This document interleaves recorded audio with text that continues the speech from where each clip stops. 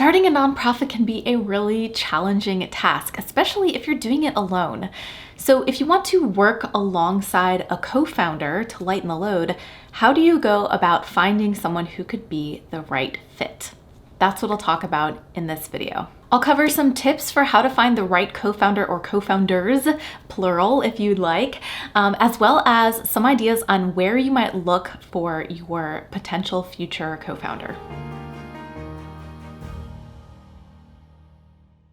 Welcome back to my channel. My name is Amber Melanie Smith. I'm a nonprofit founder and executive director, and I make these videos here on YouTube to help people on their nonprofit and social impact journeys. I hope that you find this helpful and useful for you. Don't forget to give my video a like and subscribe to my channel for more content like this. If you're in the process of starting a nonprofit, check out my website, foundertofulltime.com, where I have 2 online courses for starting a nonprofit and for developing a sustainable fundraising plan that can help you along on your journey. Let's get right into some of the things that you need to keep in mind when you're looking for the perfect co-founder for your nonprofit. And I'm gonna start with this. Number 1 is that you really wanna get super clear on the mission. And this is me talking to you from personal experience. If you are considering working alongside someone that you already know, such as a friend or professional acquaintance or even a family member, it's really, really important to have lots of clarifying conversations about the mission and the vision for the organization before you enter into any kind of agreement to do this together. I actually started with a co-founder with my own organization and learned that we actually were not on the same page about the intended mission and approach for the organization. So we actually spent a lot of time spinning our wheels, and this impacted our friendship as well. We made a lot of assumptions and we just assumed we were on the same page, and when we learned we weren't, we decided to go our separate ways from the organization, and I continued with the organization and she did not. Don't worry, we're still really good friends today, but it was just a great lesson learned in the power and importance of communication before you enter into a venture together. So keep this in mind as you are possibly thinking about working with someone that you already know as a co-founder. Now, if you are not thinking of working with someone you know and looking for the perfect co-founder out there in the world, the rest of the tips will help you with that as well. Tip number 2 is to look for complementary skills and expertise. And looking back on my own experiences, this is also something that I really wish I'd thought more of. It took me a long time to figure out what my work style was and the types of things that I was best at for my organization, and the things that I really need other people to do because they were much better at them than I was. So the more self-reflection you can do early on, the more headache you'll save yourself later. But let's say that you are really good out in front person. You love speaking, you love talking to people, you love networking, and you hate paperwork. This kind of describes me, by the way. That paperwork still has to get done. So you've got to have someone who might be stronger on that behind the scenes stuff, the operations side of the organization, making sure that the gears are turning smoothly for the organization while you're out talking to people. Because if you don't have both, you're not going to have an effectively run organization right out the gate. Tip number 3 is to have a shared vision and values. This is similar to what I was saying before, making sure you have the same mission and approach in mind for the organization. But this is a little bit more about how you and your co-founder or co-founders would approach running the organization. So it's more about the process and the philosophy of running the organization. One easy way you can figure this out is to sit down with your prospective co-founders and literally just write down your values and talk through them with each other. It might be that, being very efficient is important to one of you, but being very people and relationship oriented is important to you or the other person. So you need to make sure that these two things can be reconciled and work together so that you can operate smoothly and kind of have the same starting point in your values and how you agree to approach the organization's work before you begin. Tip number 4 is to seek out a co-founder who has experience, especially in the nonprofit world. Especially if you don't have this experience, this can be highly valuable. Running a nonprofit has some similarities with running a business, but it also has a lot of differences, and you're going to come across some unique challenges that you might not have ever encountered before, such as the fact that you've got to have a board of directors to vote on a lot of significant things for the organization if you're a nonprofit, or there are rules about the ways that you're allowed to make money if you're a nonprofit organization. So all of these unique challenges are things that you need to be really aware of before you get into starting a nonprofit at all. But if you have a co-founder who has some experience with this, they can help you navigate those situations a lot more smoothly. Tip number 5 is to take the time to build a relationship with your potential future co-founder or co-founders first before you enter into any kind of official arrangement as co-founders together. This could be as simple as having several meetings over coffee. You could be attending events together, networking together. One idea that is really smart to try is just doing a small project together just to see how you work. So before you go about starting a whole nonprofit organization and being co-founders together, try something really small. What would a small project look like in the service of your mission? Let's say you want to start a food insecurity nonprofit that fights hunger. Maybe instead of starting the whole nonprofit together, you might start with one food drive and just see what does it like to work together? How are you complementing each other's skills? How are you communicating the message of the food drive to the public, and really sussing each other out before you get started as co-founders officially. Tip number 6 to finding the right co-founder is to consider diversity and inclusion.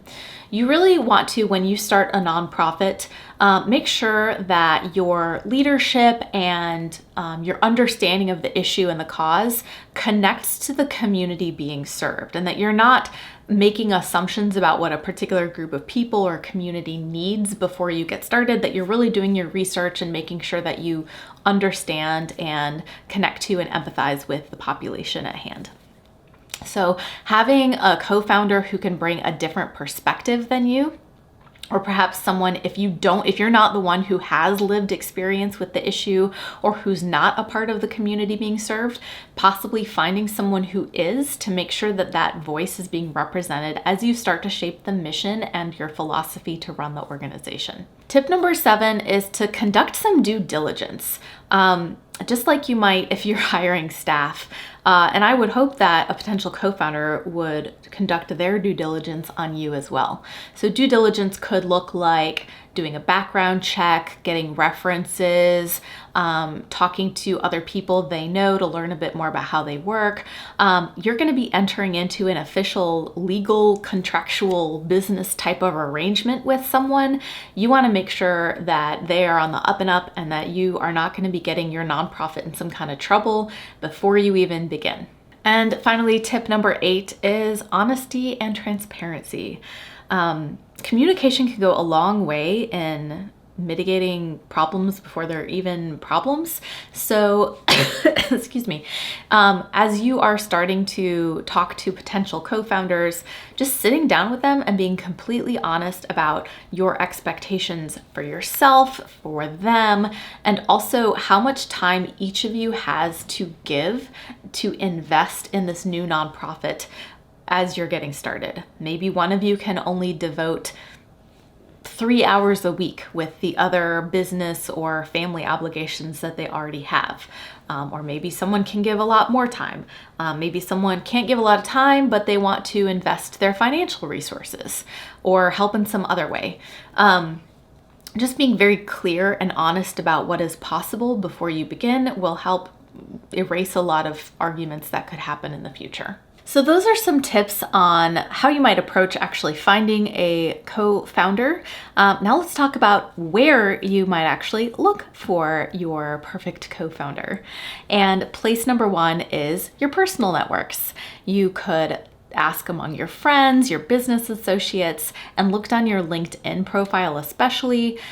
You can find people who have indicated right on LinkedIn, I am interested or looking for board service or volunteer opportunities. So these people are already on the hunt for an opportunity that could be a good fit for them. So they might be a potential co-founder. You could look at, what kind of skills they have, if they have nonprofit experience already. So your personal networks is place number one. Place number two is industry or nonprofit specific events or conferences.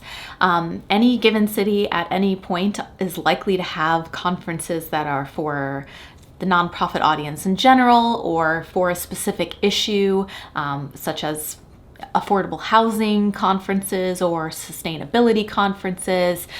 So attending events like this will put you right in the center of a group of people who already care about the issue that your new nonprofit will address. So it could be potentially a great place to meet people, network, and find others who are looking to make an impact and might be a good co-founder. A third great place to look for potential co-founders is through volunteering and other established nonprofits who are dealing with a similar or adjacent issue that your nonprofit will tackle. If you want to start a new organization that will help with rescuing animals, you might volunteer at the local animal shelter or other animal rescues to see who is out there already who cares about that issue, who might want to take their actions further and grow their impact by being a co-founder with you. Place number four is online communities. There are so many online communities. I talked a little bit about LinkedIn and your personal networks before. There are also LinkedIn groups that might be specifically related to the issue that you are tackling. Say it's an education nonprofit. Maybe you find a group of teachers who want to be a part of supporting education. There are also a ton of groups on meetup.com or Facebook or other places that are specific to different issues or to nonprofits in general in perhaps your local city. Place number five is nonprofit incubator organizations. So these are organizations, sometimes they're like co-working or office spaces also, who have a specific mission of helping new nonprofits get started. So you might find resources at such a place like free office space or networking events, but people in those spaces are going to be connected to the nonprofit world and might be able to recommend someone who is looking for a great opportunity to be a co-founder. And the final place I'll share with you is online websites that have a specific goal of helping you attract volunteer co-founders. It could be a volunteer posting website where you can post the opportunity to be a co-founder just like you would a job opportunity. You post it as a volunteer opportunity on these sites. You can do this through LinkedIn and sometimes Facebook too. There's also Volunteer Match and idealist.org and your various Points of Light affiliate chapters around the globe. Lots of places you can post volunteer needs. There's also websites that specifically cater to finding co-founders like Founder to Be or Co-Founders Lab or others like that. So check those out. You could post the need for a co-founder right on those and at least widen your potential reach and maybe land on someone who could be great. So I want to hear from you. Are you currently on the hunt for a co-founder? Or maybe you found a great one. How did you do it? Share with the community below. Or what are some challenges or successes you've had with a co-founder that you think others could learn from? Share those too. I hope that you found this useful and helpful. Don't forget to check out my website, foundertofulltime.com, where I have those 2 online courses for starting a nonprofit and for developing a fundraising plan. I really hope those can help you out. I also have a newsletter for changemakers and nonprofit leaders that you can find in the link below this video and subscribe and opt out anytime you need. And finally, I have a Facebook group called Change the World or Bust. Thousands of people in there from around the world, all trying to make a difference in their own ways, just like you. And I hope that you can join us there. So once again, I'm Amber Melanie Smith, and I hope to see you next time. Bye.